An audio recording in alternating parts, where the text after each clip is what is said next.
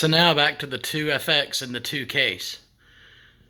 Both PRAM batteries came in today, so I replaced them. And when I go to, it powers like it's supposed to. I do not have an Apple monitor or a VGA adapter, which I think I'm going to get, but I'm pretty sure it works. Because when I try to put in a disc that I know is not a system disc, it says, ah. And then when I put in a disc that is a system disc, I love the way those drives sound.